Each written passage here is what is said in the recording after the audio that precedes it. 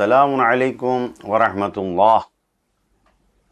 استقبال ہے آپ کا تفسیر نور میں قدم بقدم آگے بڑھتے ہوئے سورہ آل عمران کی 130 نمبر آیت ملاحظہ فرمائیں۔ بسم اللہ الرحمن الرحیم يا أيها الذين آمنوا لا تأكلوا الربا أضعافا مضاعفة واتقوا الله لعلكم تفلحون۔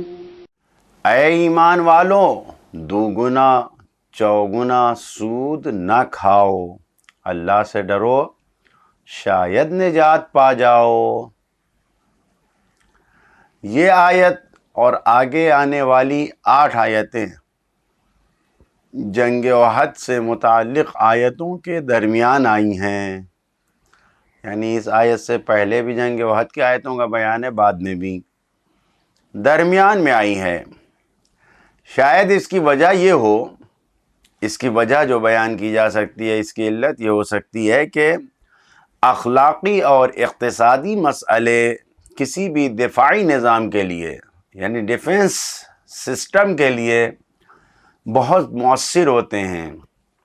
اخلاق، اقتصاد، یہ بہت زیادہ اس کی تاثیر ہوتی ہے۔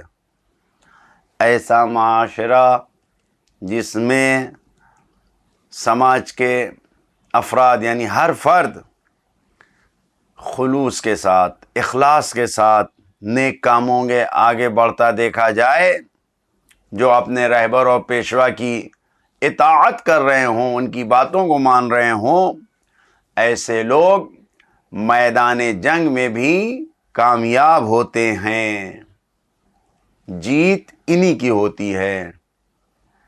لیکن ایسا معاشرہ، ایسے لوگ جس کے سماج اور معاشرے کی فردیں جن کے لیے مال ہی سب کچھ ہو، دولت پرست ہوں، مال دنیا ہی کو سب کچھ وہ سمجھ رہے ہوں، اور ساتھ ساتھ انہیں اپنے رہبر کی اطاعت اور پیروی بھی نہیں کرنی ہے کہ ان کی پیشوائی میں وہ قدم بڑھائیں، بلکہ وہ گناہ کی طرف جاتے ہیں، گناہ کرتے رہتے ہیں، اور گناہ کرنے پہ اصرار بھی کرتے رہتے ہیں، گناہ کرنے پہ مصر رہتے ہیں، تو ایسے لوگ میدان جنگ میں بھی شکست کھاتے ہیں، کبھی نہیں جیتتے، قطعاً ان کے لیے شکست ہے میدان جنگ میں بھی۔ سود کے، یہ جو ربا اور سود ہے، سود کے حرام ہونے کی آیتیں بتدریج نازل ہوئی ہیں، درجہ بدرجہ، اسٹیپ بائی اسٹیپ سود کو حرام قرار دیا گیا ہے، ایک ہی بار میں اس کو حرام نہیں قرار دیا گیا ہے، چند حصوں اور چند مرحلوں میں یہ آیتیں آئی ہیں۔ چنانچہ سب سے پہلا مرحلہ یہ تھا کہ یہودیوں کے سود کھانے کی مذمت کی گئی ہے۔ سب سے پہلا قدم یہ کہا گیا کہ جو لوگ یہودیوں میں سود کھاتے ہیں وہ بہت برا کام کرتے ہیں، بہت قاعدے سے ان کی مذمت کی گئی ہے۔ دوسرے مرحلے پہ اضعافا مضاعفہ کا لفظ آیا کہ جو دوگنا اور چوگنا بڑھا چڑھا کر سود کھاتے ہیں، ان کی مذمت کی گئی ہے کہ ایسے لوگ یقیناً بہت برا کام کرتے ہیں، ان کی تنقید کی گئی ہے۔ اور تیسرے مرحلے پہ اسلام نے ایسا قدم بڑھایا کہ 1 درہم سود کھانا بھی حرام ہے، سختی سے منع ہے۔ اگر 1 درہم سود بھی انسان کھاتا ہے، وہ اللہ تعالیٰ سے جنگ کرتا ہے۔ سود خور انسان ہمیشہ خدا سے جنگ کی حالت میں رہتے ہیں، پروردگار کے عالم سے جنگ کرتے رہتے ہیں۔ لہذا اس آیت میں سختی سے سود خوری کو منع کیا گیا ہے، سود خوری حرام ہے، سود نہیں کھانا ہے۔ پیغامات جو اس آیت میں دیے گئے ہیں، پہلا پیغام یہی ہے کہ تمام احکام پر عمل کرنے کے لیے پہلی بنیادی چیز ایمان ہے۔ یہاں پر اگر کہا جا رہا ہے یا ایھا الذین آمنو، پھر کہا جا رہا ہے لا تکفروا، یعنی صاحبان ایمان سے خطاب ہے کہ پہلے ایمان ہو تب تم احکام اسلامی پہ عمل کر سکتے ہو۔ ربا کھانے کو منع کیا جا رہا ہے، لیکن کس کو؟ یا ایھا الذین آمنو، صاحبان ایمان کو۔